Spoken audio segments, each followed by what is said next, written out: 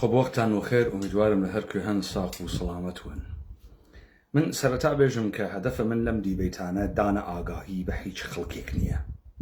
یعنی ئەگەر ئێوە وا خیاڵەکەن کە قەرارە ئاگاهیەک بدرێت تا توودەیەک و مێگەلێک بە ئاگاهی بگەن و ئەم توودە و مێگەلە خۆیان ڕێبخەن و بە شێوەی هەزاران نەفەری و میلیۆنی لە خیابانەکانە دەرکەون لە ژێرە فەرمانە گوتارێکی مشەخەس بەرەو و دەستگرتنە دەسەڵات بڕۆن، ئەمە خیاڵێکی بۆش و بەتاڵە وا لە تەیە 200 ساڵە ڕابردوو تەزریق کریاگەسە ناو زەهنە ئینسانەکان بە تایبەتی خەڵکانێک لە ناوە کۆمەلگا.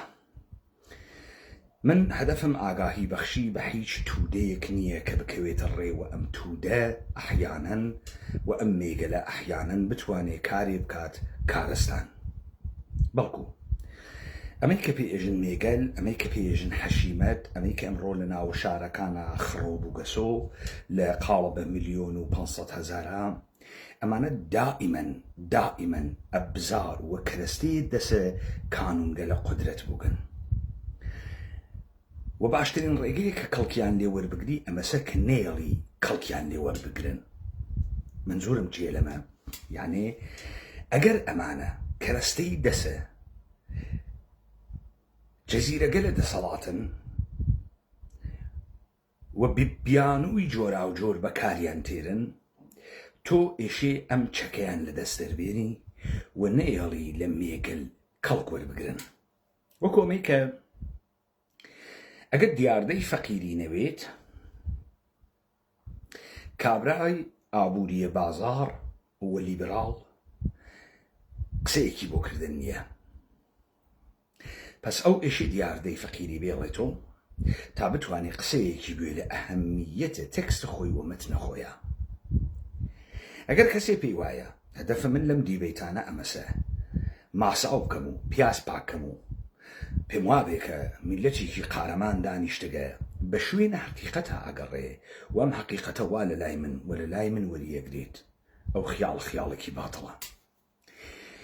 و ئەمە نوکتەیەکی تر، ئەگەر هەر کەسێ پێی وایە تا ئەمڕۆ وا تێگەیگە کە ئەگەر شەڕێکە من لەگەڵ دەسەڵاتە ئێرانی و دەسەڵاتەکانە ترە ناوچەکە بە کرێگیراوانە نەزامە سوڵتە ئەیکەم پێویستی بە کەرەستە و ئەبزارە مادی هەست سەرفەن لە دنیای ئەمڕۆوە و من لەسەر ئەوە گرەوەم کردگە هەڵاکان.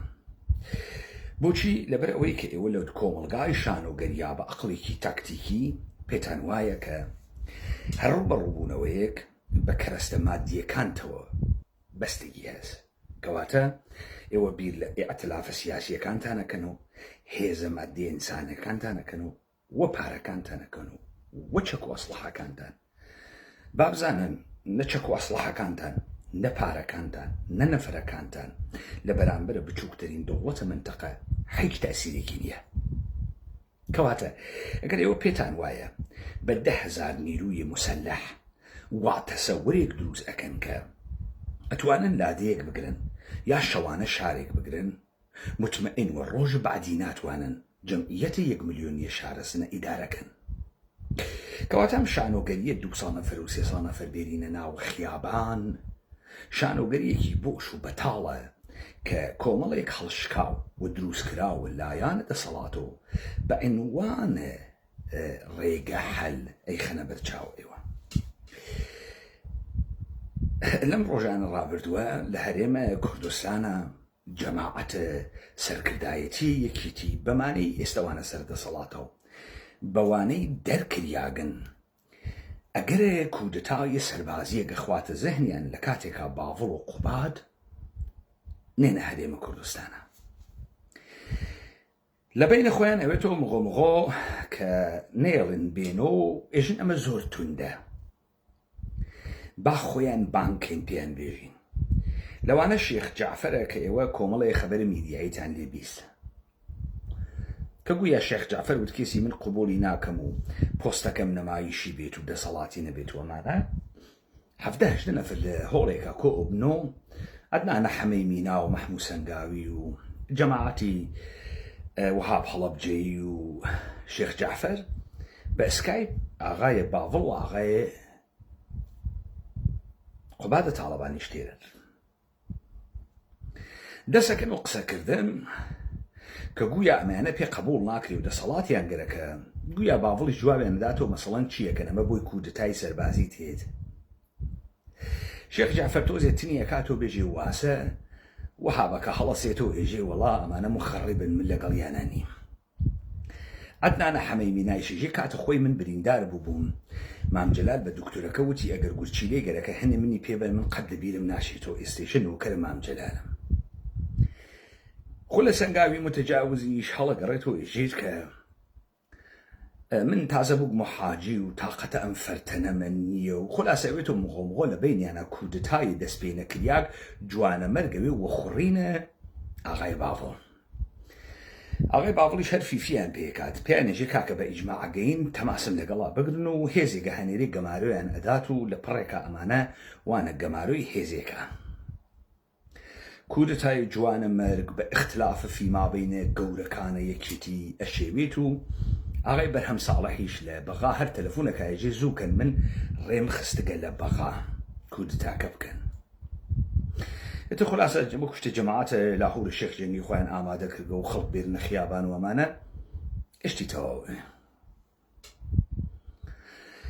یعنی تۆ ئەم مەسهەلە بۆ هەر کەسێ باسکەی ئەوەڵین اتفاقێکە بۆ یەکەوێ پێکەنینێکی تاڵە بەڵام لەبەرەوەی کە ئێمە لەم کۆمەڵگا ئەوە نەمانە شتە مزەخرەف چاو پێکەوتگەیە نامپ بووگێت و لە بەرامبەر یا بێخیاڵ تێئەپەڕین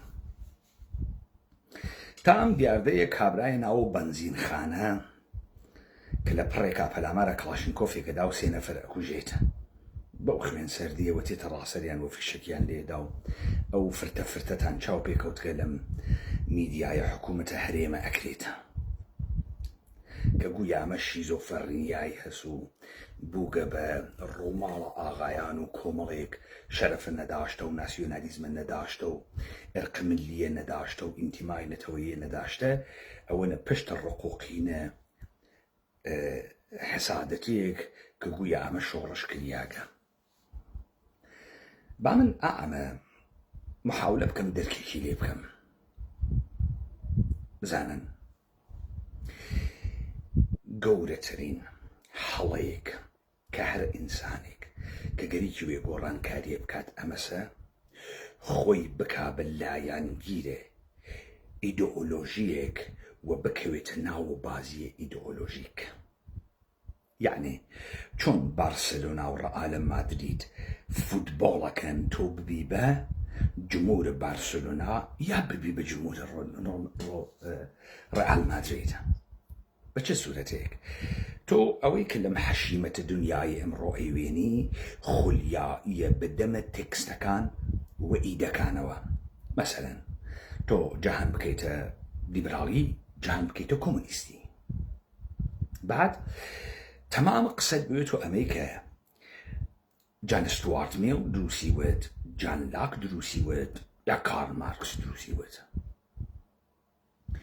ئەمەیکە تۆ معاشە زیاتر لە لیبرالیزم وەرەگری یا لە کۆمونیزم وەرەگری ئەمە هەڵەیەکی گەورەس ئەمە هەمان هەڵەس کە دائیمەن لە ناوە کۆمەڵگای ئێمەیشە بە دەلیل نەبوونە ئینسانە گەورە ئەدرێتە خوردە ئەم حەشیمەتە و ئەم حەشیمەتە حەزی پێکا چون کاورا هەچێکی نییە پێشگە لەوێ دوو کتێو کاتۆ کتێوخانەیە گەورەیەکی شوا لە پشتە ئەمانە و حتا بەیانی ئەم شەڕە سواوە پڕ لە درۆ تەواو ناوێ لە کاتێکە داستان ئەمە نییە داستان ئەمەسە چ بەبارە کۆمونیزمۆ و چ بەبارە لیبرالیزمۆ کۆمەڵی نوخبە سەر ئەم پەتیانەواوە دەسەوە نوخبە یعنی سەر کۆمەڵگا یعنی ئەوانەی کە ئیمکانیات دەسەڵات پارە ڕەفاهیات جامعەیە ئەکەوێتە دەستیان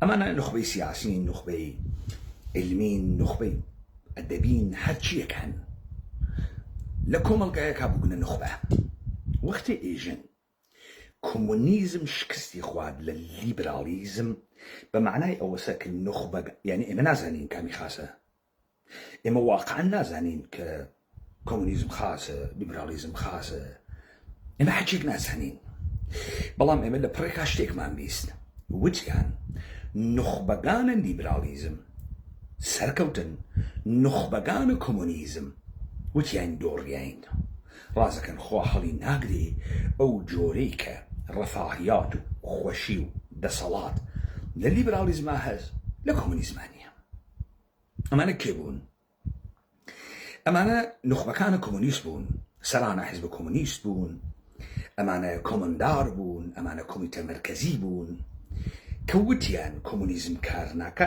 بوون بە نخبەی لیبرالی یعنی بوون بە سەرۆکوەزیرانە ڕۆمانیایە لیبرالی بولغاریایە لیبرالی رووسیەیە لیبرالی پس لەگرا هەر ئەحمەقێکە کەوێتە ناوە بازیە لیبرال وە کۆمونیزم سان ئەحمەقێکە بۆ با من ئێستا بیرمیوە هەرێمە کوردستان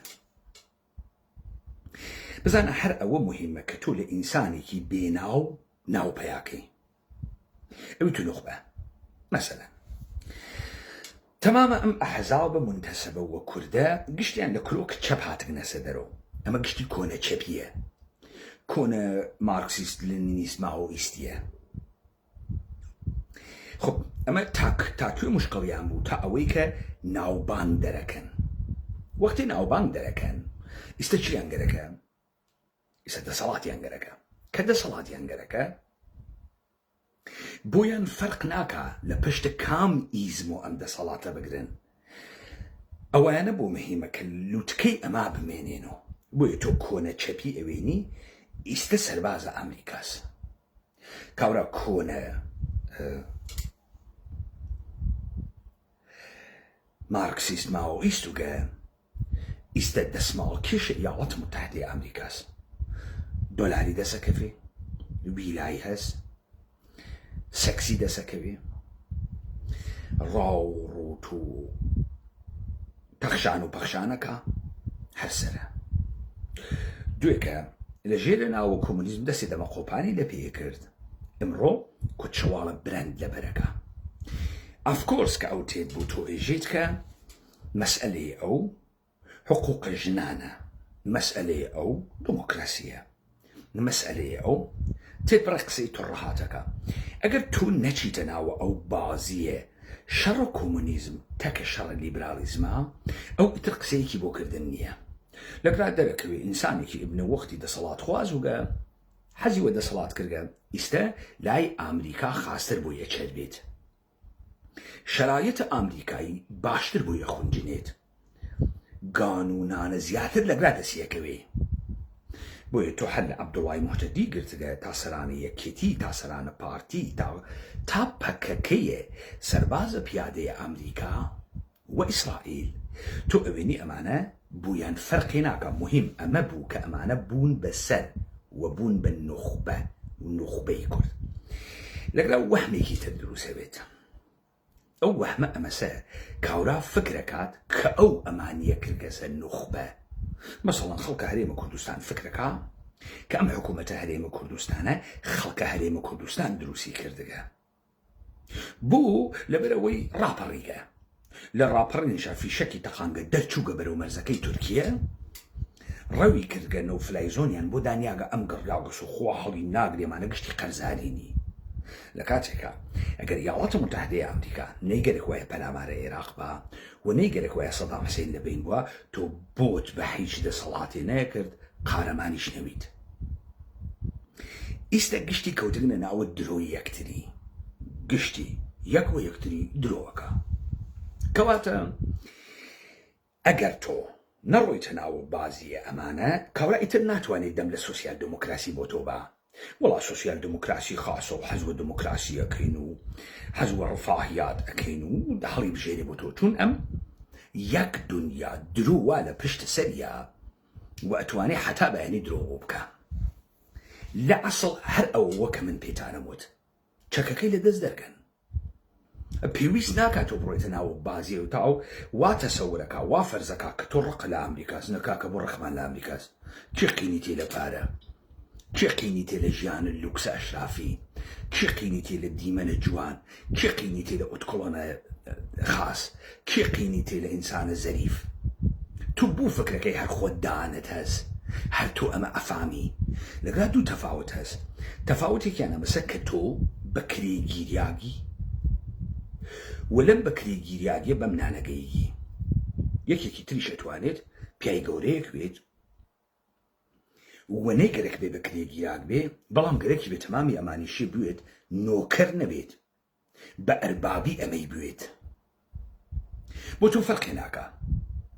تۆ نۆکەری بەسەر نۆکەرەکانت تۆلۆڤێسیاگی و بۆت ئەچەر بێ و ئەیوەیتە بەرەوە. ئێستا تۆ داستانەکەت بۆ هەل بوو. مەسئلە ئەمە نەبوو کابرا بە شوێنە عەداڵەتە. مەسئلە ئەمە نەبوو کابرا بەرابەری دروست ئەکا. مەسئلە ئەمە نەبوو کە ئەم باوەڕی بە هیچ بەهایەکی گەورە بوو. مەسئلە ئەمەسە کابرا توانی بۆ بە دەسەڵاتەوە بکە. ئێستا لە هەر کوێکە دەسەڵات مەجالە کۆنتڕۆڵ نەکردنی بوێت کە ئەم بتوانێت بە لەزاتە هێدۆنیستیە خۆی بگات، ئستقباڵەکە لەوە. کەواتە ئەم گزارشێک کە بە تۆی ئەدەن گزارشن نۆخبەز. وەگەر تۆ هیچ تەسەورێکە لە کۆمونیزم نییە، هیچ تەسەورێکە لە لیبرالیزم نییە و نایزانی کامیان خاسە.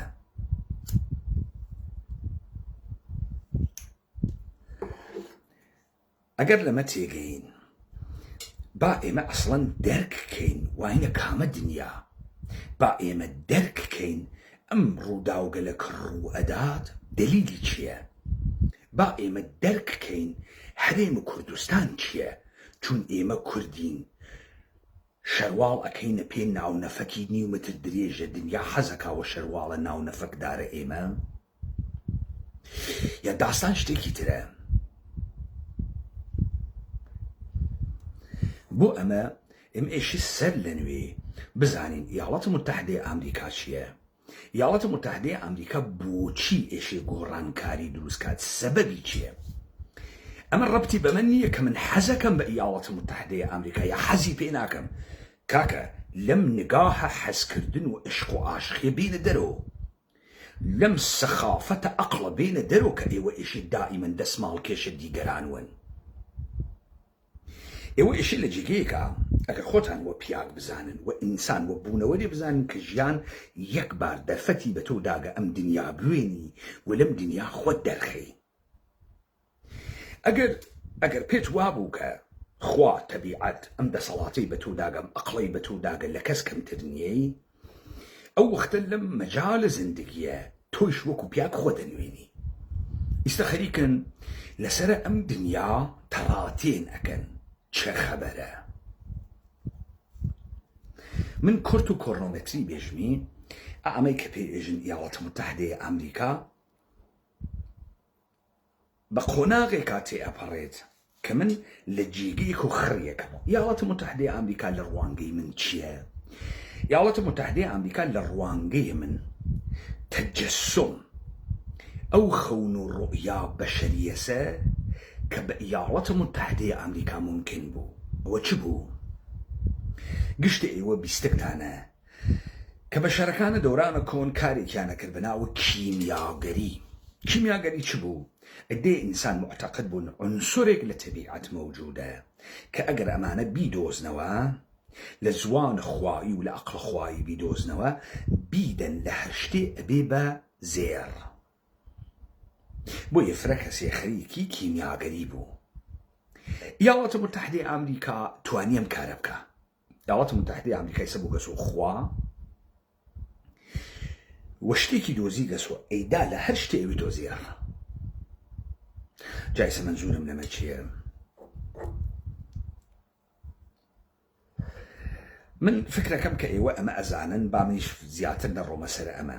ئەمە دیاردەیەکمان هەست بەناو بانکە مەرکەزی سنترال بانک کە دیاردەیەکە لە بریتانیاوە سەر هەڵەدا و بانکێکی خصوصیە. ئەم بانکە 1944 بەر لەوەی جێگەجانی تەواو بوێت لە ئیاڵەتە متحدەی ئەمریکا بۆ داڕشتنەوەی پەکس ئەمریکانۆ یعنی دنیای سڵح بەدەستە ئەمریکا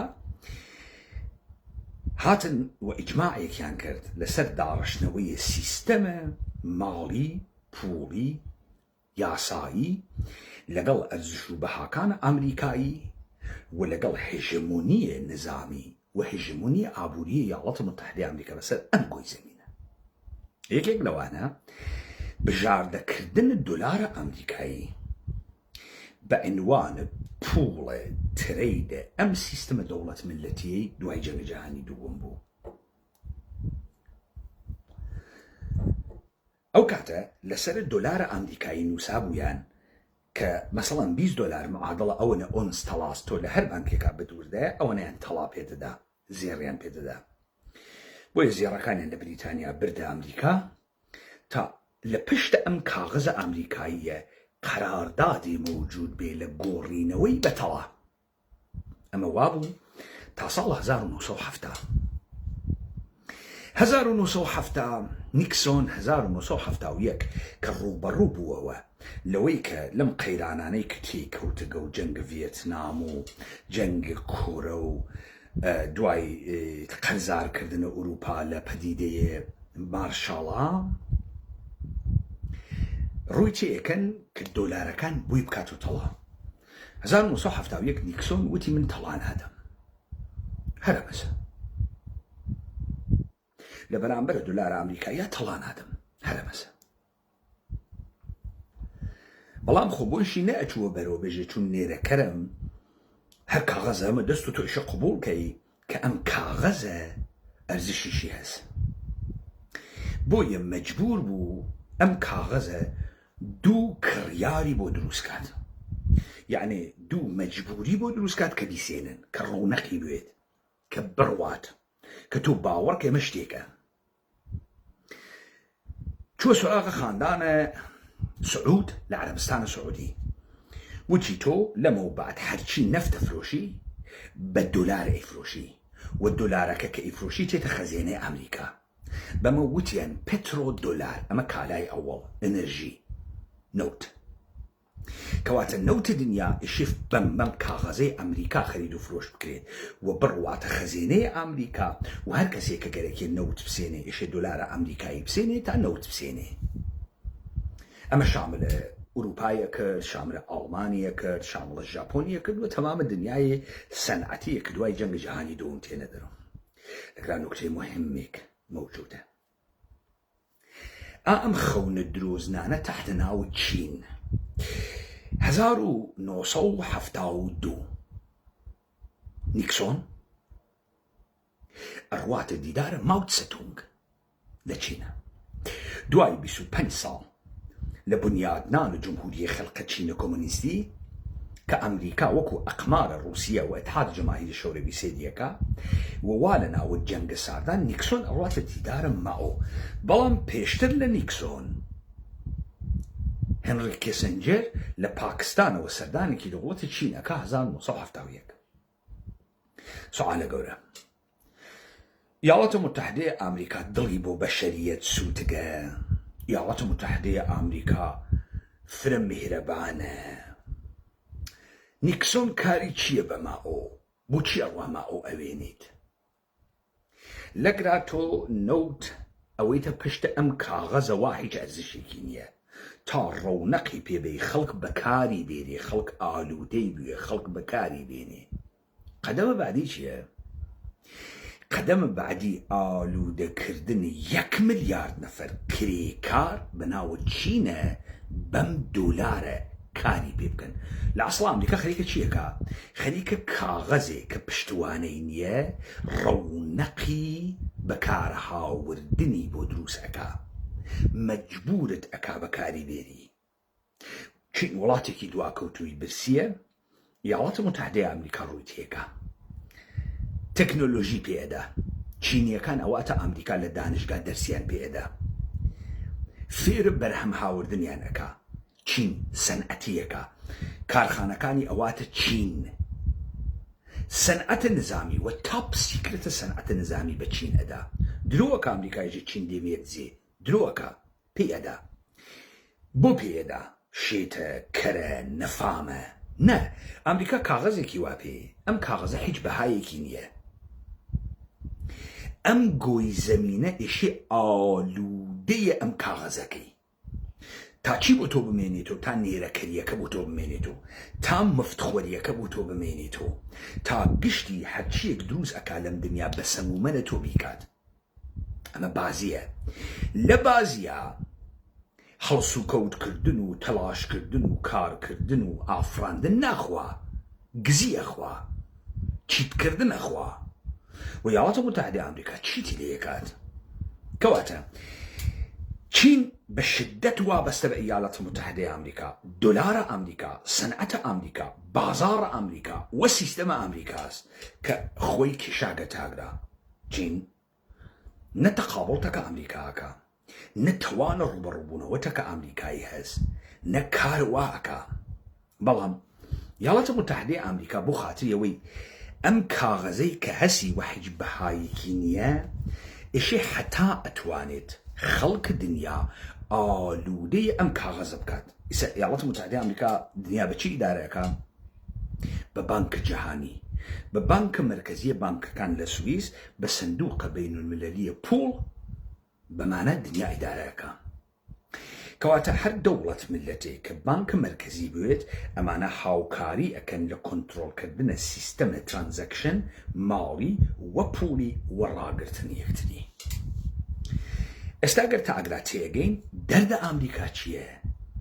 درد آمریکا امسا کاغذی کی هست هیچ ارزشی کی نیه بلام ایشی زیادترین خلق لم دنیا آلوده ام کاغذه بوید گرفتار ام کاغذه بوید ایالات متحده آمریکا وکو درمان فروشیک بو خاطر یوی خلقی معتاد که به درمانکی بار اول و مفتی پیت ده بار دوم و مفتی پیت ده بار سوم و مفتی پیت ده بار چوارم که معتاد بوی او جرهو ساره دگری قرزار دکا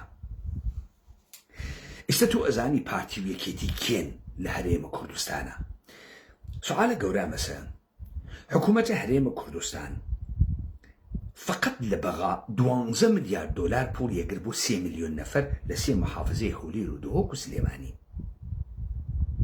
12 مليار دولار يقرد نفط قاچاخ يفروشت غاز قاچاخ يفروشت شبكية توزيع كالاي قاچاخ بو ولاتي كسنتر قاچاخ وتريد جهان امروز نقشه ایران تماشا کن ایران مهمترین جغرافیای سنتر ترید جهان امروز بین سی قاره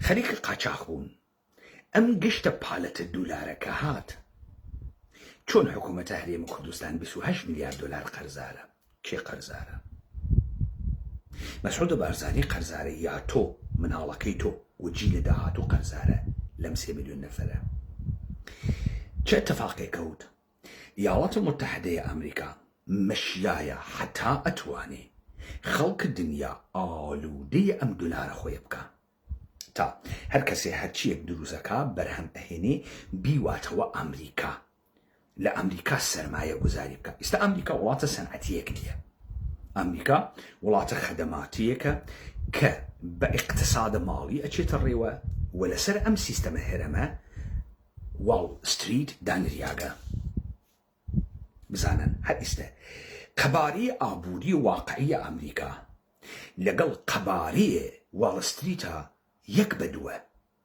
قەبارەی تەوەهومیە واڵ ستریت دوو بەرابەرە واقعیەتە اقتصادە ئەمریکاس و ئابووری ئەمریکاس من وردە چێمە سەر ئەم داستانە بەڵام با جارێ ئەمەی هەرێمە کوردستان مشخصکەم سنجۆ 700 ساڵ بەر لە میلادە مەسیح ئەژێ کە گەرەکتە میلەتی نابودکەی پارە و ژنی جوانی پێ بە ئەو رێشم پارە و ژنی جوانی پێ بە نابودیەکەی چۆن نابودیەکەی من لە کودتا حەزەریەکە یەکێتی و دەسم پێکردوانیە تا ئەمەی کە تۆ لە حکوومەتە هەرێمای بینی بزانە مەسعودە بارزانی تاو لە سەنگاوی تا پێشمەرگەیەکی سادە گشتی ئێژێت ئەوەی وا لە ناوە دەسەڵاتە دزە متجاوزە خوێڕیە پیاو کوژە گانکەرە وە گاندەرە ئەمە لە مەسعودە بارزانی و ئێژێتی هەتا خۆ لە سەنگاوی ئۆکەی لە هەرێمە کوردستانە خاص و عام فکرەکە ئەوەی بڕواتە ناوە سیاسی ئیشی متەجاوز وێ ئیشی دز وێ ئیشی فاسد وێ بە قەوڵە ئینگلیسیەکان corrupted وێ جامعە corrupt سەرانە سیاسی corrupt کەواتە هیچ ئاسۆیەک بۆ هیچ گۆڕانکاریەکی بنیادی نییە چون ئەمەڵەن ئەوەی پێژن خەڵک خۆی corruptە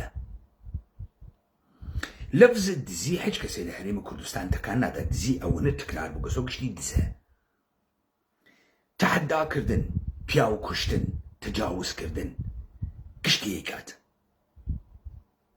کەس تەکان نادا یعنی ئێستا تۆ وەرە سیاسەتمەدار لە هەرێمە کوردستانە سەیراکەن تۆ ئیشی حتمەن متەجاوزوی حتمەن دزوی فاسدوی ڕشوەیگیوی پوڵبەی پوڵبخۆی گاندەروی گانکەروی حەجیش دەویت ئەمە سەمەرەی چی بوو سەمەرەی ئەمە بوو کە ساڵە 2003 ئیاڵاتە متحدەی ئەمریکا پالێت دولاری فرەدا هەرێمە کوردستان و عێراق ئەم فسادەی کە لە عێراقا موجودە و لە ڕۆژهەڵاتە ناوەڕاستە دەی ئێوە دانیشن لە حزەیەک تووڕەمەون ئەو دیبەیتە خامۆش مەکەن تۆ بەچی 8 موچە دەگرت 4 موچە دەگرت لەسەر چی فرە قارەمانوی تۆ قەت لە خۆت پرسید پارەی مفت بۆ بە تۆ ئەدەن ئەی لولان و پێشمەرگەی کۆن و شانۆی شار و ئەنفالان و بنبەردە هەڵەبجان و لە پڕێکا تۆ $2,000 پوڵ مفتە ئەگرت ئەم پوڵە مفتە بۆ ئەدەن بە تۆ لەبەرەوەی فاسد دەکەن تۆ چۆن فاسدەوی پوڵە مفتە کە پێدەن لاپەق ناوی تاقەتە کارە نامێنێ تاقەتە بەرهەمهێنانە نامێنێ ئەمە بۆ گشت دنیاوەسە بۆیە سەنزۆ ئەمە وەکو چەک بەکارەوە ئەمە چەکە بابەگیان فەرقەکە چ کەرەکە بۆیتە لای بارەکە چ بارەکە بێریتە لای کەرەکە ئەمە چەکە تۆ بەجێ ئەمەیکە $300 ملیار بکەیتە ئەسڵ حەوت تەفجیرات و بیتەقێنی تۆ $100 ملیار دێوە کاورا بیخوا حیز ئەوێ دز ئەوێ خوێڕی ئەوێ ئیرادەی نامێنێ بۆچی پانەکاتۆ هەمان نیەت حاصڵە بێ بێ ئەوەی کە تۆ تەخریبە دروست کردوێ و ئەمما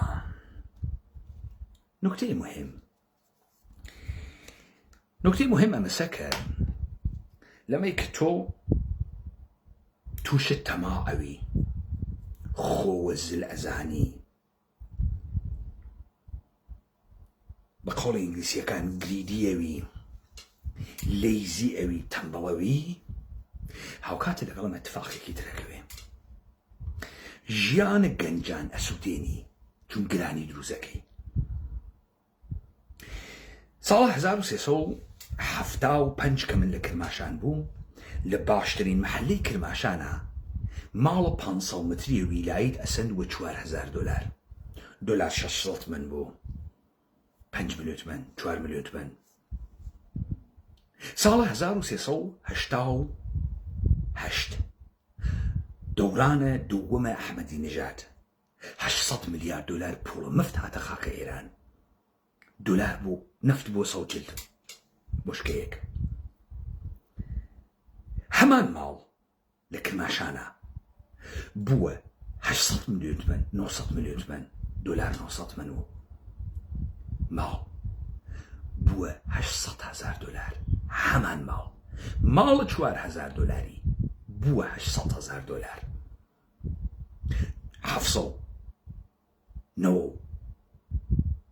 $6,000 ئیزافەی کرد بۆ کرماشان منهەتەنە کرماشان سیتی ئەف لەندەنە چی ئەهمیێتە کرماشان چییە ماڵێ بۆ $800,000 ئەمە دەربارەی سلێمانیش اتفاق کەوت هەر هەرێمە کوردستان نەبوو ئێرانیش وای پێهات ئێرانیش $800 ملیار پوڵە یا مفتیان هاورد فڕێندانە گوێ بۆ خەڵکەمە دەنێژن پارەمان نییە و زیندگی خرا و درۆکن ئەو ساڵە هەشتاکان لە شارە کرماشانە تۆ لە باشترین محلەی کرماشانە لە کۆڵانێکا کە 30 ماڵی تیا بوو 4 ماشینی تیا نەبوو. ئێستا دەری هەڵماڵی 4 ماشین مێسیاکە. تۆ لە شارستانە بچووکە وەکو جوهانڕۆ پاو و دیواندەرە 20 ساعت وایتە ناو ترافیکە. پوڵی یامۆفت گەنج لە بینەوە. ئیستە بڕۆن تەماشای گەنجەکانە ئەقلیمە کوردستان و منتەقە بکەن. تەمەنیان 30 ساڵە 40 ساڵە کوڕ و کەنیشک 2 مناڵیان نییە، ژیانە هاوسەریان نییە. لە کاتێکە 20 ساڵە پێش 30 ساڵە پێش ئەمانە ئیستە کوڕ و کەنیشکیان شوویە کرد. تۆ وەختی ژیان گران ئەوێ هیوا بە ئایەندە نامێنێ لە ئۆهدەی هەزینەی زیندگی بەرنایی وەکو دەورانە بەیبی بوومرە یاڵەتە متحدەی ئەمریکاوە پیاوی کاریە کرد هەر کارێکی بکردایە نانە 4 مناڵ و ژنێکی ئەدا 2 ماشینیشی بوو ماڵیشی بوو لە هەچشتایی بوو. ئیستە تۆ ناتوانێت هیچ کام لەمانە بکەی. کەواتە نرخە زاوزێ لە بین ئەچێ. ئەمریکامی بە ژاپۆنیش کرد لە دەهەی 90دا ئەمی بە ژاپۆن کرد وتی نرخەکە بگۆڕە مەسرفەکە بووە سەرۆ قیمەتە ئەرزیشی بگۆڕی و ژاپۆن مەجبور بوو ئەڵمان مەجبور بوو لەبەرەوەی پادگان نظامی ئەمریکای واتە تەکان بخۆی تەکان ئاوەڕێ.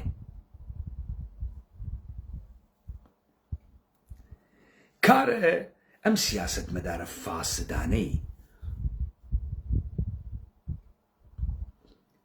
ئەم سیاست مەدارە فاسدانەی عێراق چ بوو؟ ئالوودەکردن خەڵکە عێراق دەوڵەتە عێراق بە دولار بوو.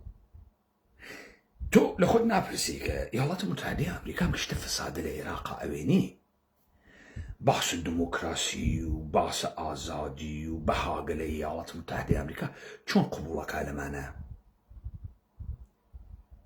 دەی ئەسان کاریانەوە بوو. کارە ئیاڵاتە متحدەی ئەمریکا وسە تۆ قەرزارکە قەرزار لە جامعەی فاسدا ئەکرێ کوڕابتدا ئەکرێ. جامعە هەتا فاسدتر بێ سیاست مەداران هەتا فاسدترون قەرزەکەن قومارخانە تێرن قەحبەخانە تێرن هەچی شتە تێرنی تا تۆ ئالوودە بە دولاری بی.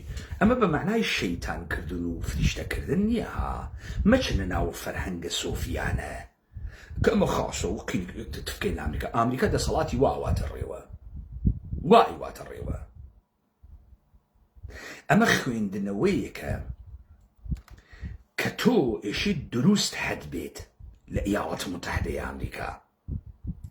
ئەمریکا تۆ ئالوودە ئەکا بە کاغەزێک کە هیچ ئەرزشێکی نییە بەڵام ئیاڵەتە متحدەی ئەمریکا زۆری هەست گەورەترین هێزە نظامی دنیای هەست تەکنۆلۆژی هەست هەسی غیرە قابل ئینکارە. ئەهەمیەتە خاندانە بارزانی ئەحزابە هەرێمە کوردستان چییە؟ ئەم نەمایشە لە مەلا و لە ئیسلامی و لە کوردبازی چییە؟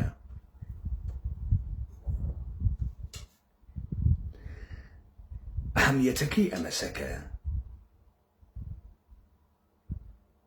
ئەو خەریکە کولتورە دەسەڵاتی ئەمریکایی لە ناوتوان هادینەکە.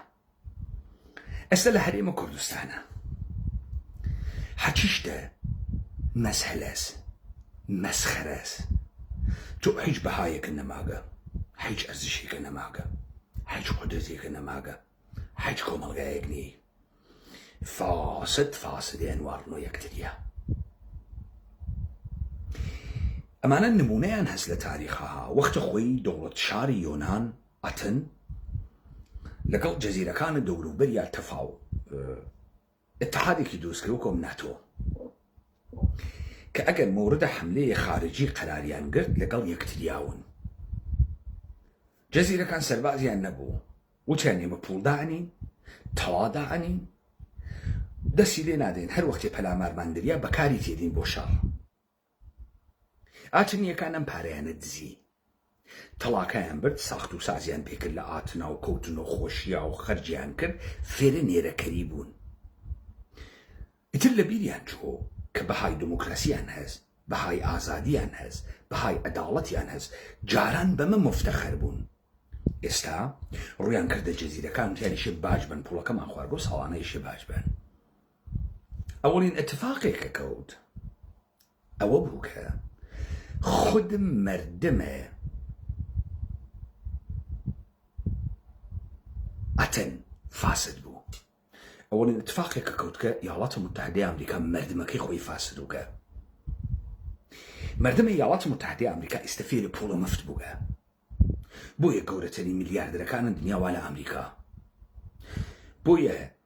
بۆیە ئەم پوڵی یامفتە کە لە عەرەبستان ئەچێ، لە ژاپۆن ئەچێ، لە عێراق ئەچێ، لە چین ئەچێت، وە زەرفێتی نییە اقتصادی یاڵاتە متحدەی ئەمریکا گشتە پوڵە کە ئێستا 37 میلیارد دلار قەرزە، 37 تریلیۆن دلار قەرزارە پەرداختی بکاتەوە و باس پەرداختی بکاتەوە ئەکەوێتە بلهۆڕی.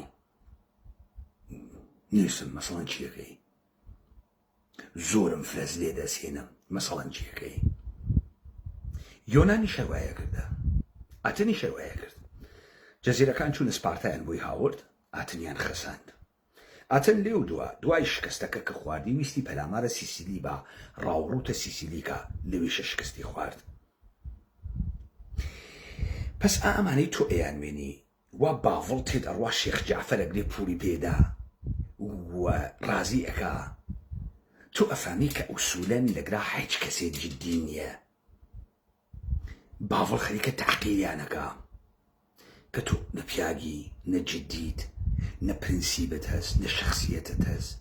تۆ مشکڵت ئامەسە پێتە دەم، تۆ قابلە سەندنی 10,000 دلار، 20,000 دلار، 100,000 دلار.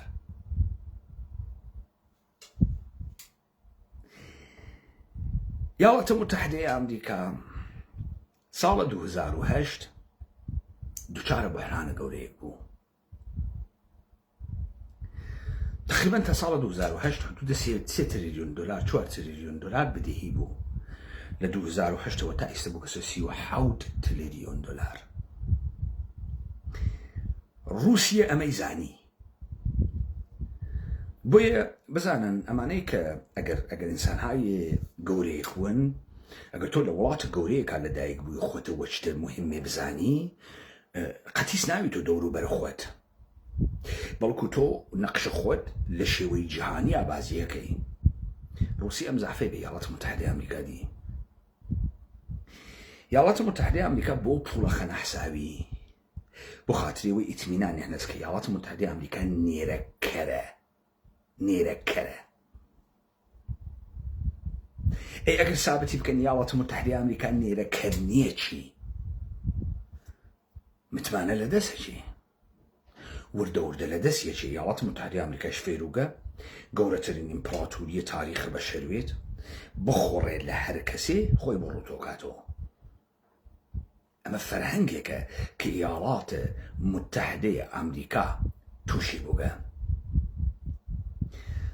رووسیا پەلامارە ئوکراینیدا زانی کە یەک سێوەمە خۆراکە دنیا و مەحسوڵاتە دنیا وا لە دەست رووسیا و ئوکراینە، و یاڵاتە متحدەی ئەمریکا بە شدەت لەگرا باژەدا پەلامارە ئوکراینیدا. یاڵاتە متحدەی ئەمریکا جورئەتی نەکردە خاڵەتە مستەقیمی دیاکە. هێزە ناتۆ، پوڵ، چەکە ئەمریکایی، سەرباز، مشاوری هەناردە ئوکراین. وعدەیشی دا موسکۆ ئەگرێ. لە کاتێکا موسکۆ ئەتوانێت بە هەفتەیە کیف بگری و نایگرێ. کرگێسی وە زەلکاوە یاڵاتە متحدەی ئەمریکا بە دنیا خەریکە سابتەکە ئەمریکا حەجی نییە. جورئەتیشی نییە پەلامارە رووسیا بە کرۆکە یاڵاتە متحدەی ئەمریکا لە گراشکیاکە. یاڵاتە متحدەی ئەمریکایشی وە دنیا سابتی بکە هەنووز هێزە، هەنووز نێرەکەرەوە، هەنووز ئەتوانێ قسانە بکە. بۆیە بەچەکەی خۆی کە دەوڵەتە ئێرانە گەرەکیسی نیشانی بدات لەم گۆڕانکاریە دەم و چاو ئێرانیە کە قەیرانە بەردەوامبوونی هەست، نیشانێک بدا لە تەسلیمبوون ئێران. بەڵام رووسیا گەرەکیسی ئەم شەڕە نەمایشیە بکاتە شەڕ واقعی. رووسیا بە تەمامە قودرەت پێی خۆشە ئەمریکا واقعەن شەڕە واقعی تەکە ئێرانێ بکە، دنیایان با کە شەڕ واقعی بکەن. شەڕ واقعی لەگەڵ ئێرانە. ئێرانە بەچە ئەمریکا نابودی ئەمریکای باوەشێنەوە یەک بار بۆ هەمیشە وە نابوو دەبێ ئیمپراتۆری ئەمریکا.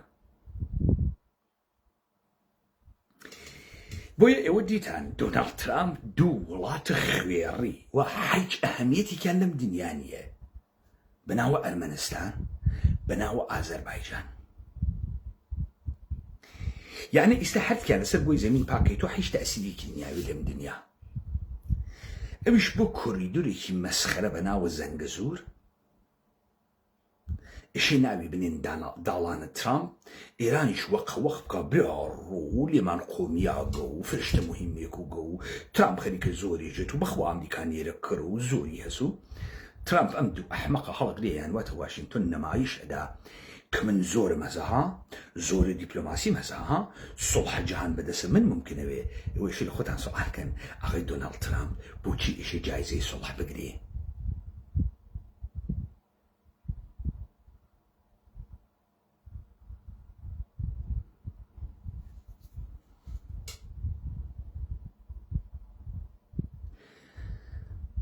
وڵاتە متحدەی ئەمریکا وا لە دوو ڕێیانێکە لەگەڵ قەیرانە گەورەیە شەخسیەتی هۆڤیەتی سەپاندن و سەلماندنە خۆ و لە کناریە ڕووسیە کە خەریکە باجی لێسێنێ وەم شەڕوا تەواو ناوێ. لە ئالاسکا قەراری یەکتری بوێنن ئەمریکا هەر باجێ بۆ ڕووسیە بە سەرەتایی یەکەم باجە چون باجە دۆمیشەدا باجە سێوەمیشەدا باجە چوارمیشەدات. بۆ نۆکەرەکانە وڵاتە متحدەیە ئەمریکا وا بووگن و خزمەتکاری تا تەشەنەیە دۆلاریمان پێبەن. ئەم بازیە هەرێوەی تیانە ئەم بازیە بە پشتە وڵاتە متحدەیە ئەمریکاتان و ناچێتە بەرەوەتان. ئەم تەحلیلە من کردم سابەتی کرد کۆمەڵی فاسد گاندەر و گانکەرە ئەمریکا تەپی داگەسە سەر ئەم جامعی وەکو خۆی دروست کردە. ئەمەی من وتم وڵاتە متحدەیە ئەمریکا کەوت کەسە مەجبوری ئێشە سیستەمە جیهان بگۆڕێ وەگەرنە ئەتەقێتەوە ڕێگەی بەرەو دوای نییە. لەم دەقیقەوە ئێلامەکەم دنیای داهاتوویە نزیک شکڵ ئەم دنیا نییە تەواو بوو. و ئەمما ئەوانەی وا خەریکن کورد بازی ئەکەن لەم بازیە دەوڵەتە ئێران و ئیسرائیل و ئەمریکا هەر لە ئیستە و مغۆ حقوقی کوردها لە منتەقە تارانیان بەرداگە. ئێوە بۆ وەدەسەڵات ناکەن لە هیچ منتەقەیەکە لە تارانیشا هیچ دەسەڵاتێکی ئێرانی جارێکی تردا نانرێتەوە. ئەربابە گەورەتان دووچارە بوحران بووگە. بوحرانەکەش من دروستم نەکردگە سیستەمە خۆی دروستی کردگە بازیگەرانە مەیدان دروستیان کردگە. وڵاتە متحدەی ئەمریکا نێ لە شەرایەتێکە ئەم دەسەڵاتە بەشکە ئێستا بەشێکی بدات سوهایشە بەشێکی تر بات دووسۆیشی بەشێکی تر بە یا شەڕ هەڵە بژێرێت یا پاشەکشەی لێکاتەوە. بە هەرتک باریوە توولەکانە وڵاتە متحدەی ئەمریکا بازی دۆڕیان ئەمە شەڕە شەیتان و خوددا نییە. ئەمە شەڕ کۆمونیزم و عەداڵەت و ئەرزش نییە بیخە گیرفانتۆمەوە دەردتۆخوا. ئەمە شەڕە ئەوەسە تۆ تێدگیریاگە وە تێدگیریاگە ئیشەی لی تێپەڕی و ناتوانی لی تێپەڕی. قسەی سوا و ماف و ئینسانیەت و بەشەریەتیش تەواو بووە. ترامپ تەواوی کرد تەواو بوو. ئیستە مەیلێسی زۆری هەستێشی وا ڕەفتارکەی وا ڕەفتار ناکەی ئەڕۆینە ناوە شەڕ. وڵاتە متحدەی ئەمریکا توانە هیچ شەڕێکی واقعی نییە نیسی. شەڕە کورتخاوێنە سێمانگەی هەست تااقەتە هیچ شەڕێکی درێژخاوێنەی یەک ساڵەی نییە ناتوانێت نە ئابوووریەکەی ئەیکێشێ نە هێز نەزانیەکەی ئەیکێشێ نە قودرەتەکەی هەست.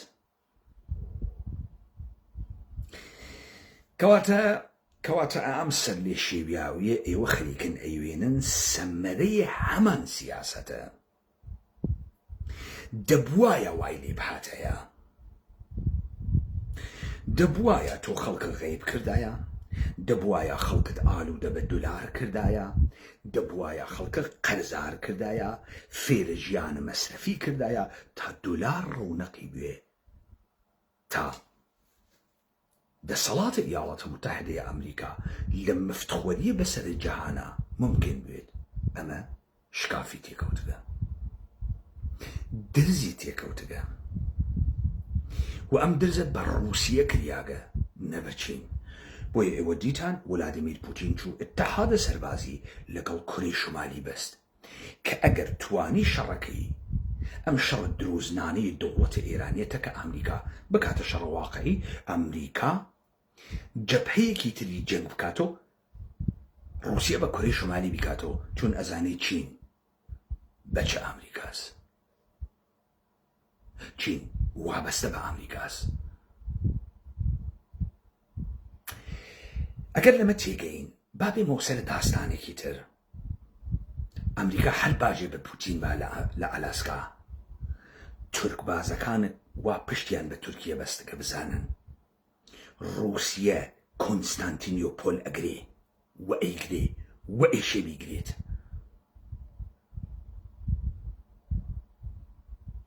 و حتمەن ئێشێ ئیستانبوڵ بگرێت. جا بۆ حیزە ئیخوانیەکان، بۆ گەوادە کورمانجەکانە هەڵپەڕیاگە بەدەمە دەوڵەتی تورکیە بەناوە پەکەکە. ڕۆژهای ئایەندە و مانگهای ئایەندە تەقابڵ ئەم بازیە نێودەوڵەتیەسە ئێمە وای پێەکەین، وای پێەکەین. کەواتە لەم سەروبەندە کە دنیا خەریکە بڕەخوات و تو ئەم گشتە مەسخەرە بازیە لە مەردەمە مەسخەرە ئەوێنیت، ئەوە نییە کە ئومێدێک نییە لەوەها شەرایطە تاریکێکە هەمیشە تاک تاک مەشخڵ و دەسی دنیا ئەگۆڕن، چون بازیەکە ئەزانن، چون ئەزانن بەرەو کوێ چێت. کەواتە ئەوەی کە من بە ئێوە وتم بۆ ئێوەی دەرئەخات کە ئەم شەڕە نێ لە ئێرادەی ئێوە، ئێوە هیچی نیەن. ئەربابە گەورە ئەمریکا تووشە قەیرانە، قەیرانە گەورەیەک. لەم لاوەر دانەیەکی تر پەیا بووگە بەشە گەورەی گەرەکە 12,000 کولاهەکە هەستەیی هەست، 17 ملیۆن کیلومتر مربعە. لەم پەڕە ئۆقیانوسە تا ئەو پەڕە ئۆقیانوس وڵاتە. فاتح جەنگ جەهانی دووەمە، داڕێژەرە قەرنە بیستۆمە. وەمە تەقابڵ قەشەنگێکە، خەیلی تەقابڵ قەشەنگێکە. شەڕە کۆمۆنیزم و مۆمۆنیزم و لیبرالیزم و جۆن لۆک ڕاز ئەکا و جۆن گوگ ڕاز ناکە نییە. ئێمە ناڕۆین نایۆم بازی، ئەمە شەڕە. و لەم شەڕە ئێمە هەم دەسەڵاتە خۆمان مانگەرەکە، هەم قودرەتە خۆمان مانگەرەکە، هەم تەک تەکە ئێوە فولەیەکەین تەواو بوونەوە و تەواو بوون.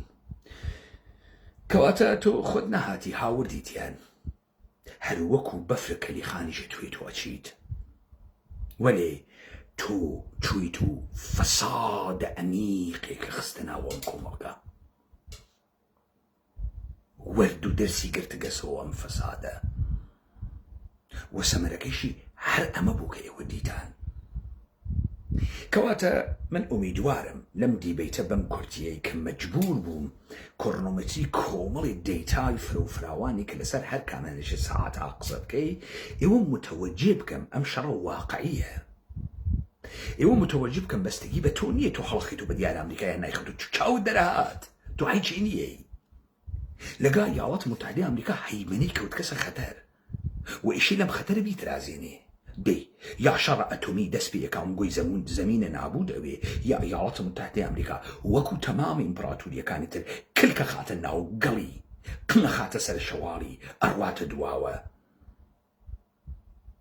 و ئەڕواتە دواوە. لەگرا مەجاڵە بۆ دەرکەوتن بۆ ئینسانە حەقیقی مەوجودە. ئەمە بۆیەوت ئەگەر لە ناوە ئێوە تاک تاکی ئینسانە حەقیقی مەوجودە، ئێستا توانی خۆی دەرخە، ئێستا توانێ ئومیدی بێت لەم درزە گەورە ئەو دەسی تێخا و جێگەی کورد بکاتەوە. گوێمەدەن بەم فاسدە قەڵم بەدەسە حیزانەی ئەقلیمە کوردستانە عێراق و کورد باز و حیزب باز تەواو داستان ئەمانە تەواوە. حەڕەم و بەڕەمە دنیا بکەن تەواو بوو، ناچێتە بەرەو ئەو جۆرێک کە ئەمانە گەرەکیانە. بازیەکە وا ناڕواتە بەرەو، فقط زەحمەتە ئێمە زیاوەکەن، دەسێ ئێمەش ئالوودەوە خوێنە کەسیفیانەکەن.